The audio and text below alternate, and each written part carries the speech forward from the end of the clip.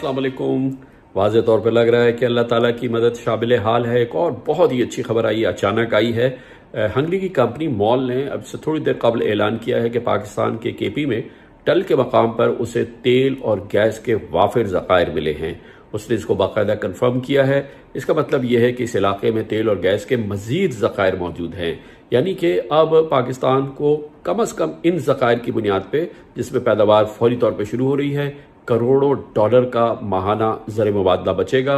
और यकीनन ये पाकिस्तान की मईशत के लिए एक बड़ी खुदाई मदद है जो आज ही सामने आई है। तो मैंने ज़रूरी समझा कि और बड़ी अच्छी खबर, जैसा कि मैंने कल आपसे जिक्र किया था, वज़ीर-ए-आज़म इमरान खान के साथ chief of army staff general Qamar Javed Bajwa, बल्कि सुप्रीम कोर्ट ऑफ पाकिस्तान के चीफ जस्टिस ऑफ पाकिस्तान जनाब जस्टिस गुलजार अहमद पाकिस्तानी मईशत को आगे बढ़ाने के लिए, उसको मजबूत बुनियाद पर खड़ा कर देने के लिए हमतन गोश हैं और भरपूर एक सिंक्रोनाइज्ड एफर्ट है जो कि जारी है पाकिस्तान में इस वक्त अल्लाह के फजल से। और इसी के हमने आज नतीजा देखा।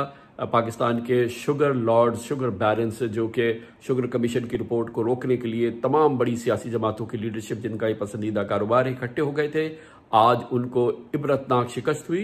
सुप्रीम कोर्ट ऑफ पाकिस्तान ने कहा कि शुगर कमीशन की रिपोर्ट पर तमाम हुकूमती तहकीकात जारी रहें और इस तरह से इन शुगर बैरन्स की ये कोशिश के इस तहकीकात को रोका जाए। इसके लिए उन्होंने पाकिस्तान के महंगे तरीन लॉयर को हायर किया, उसके लिए एक प्राइवेट जहाज़ उसके लिए वक्फ कर दिया।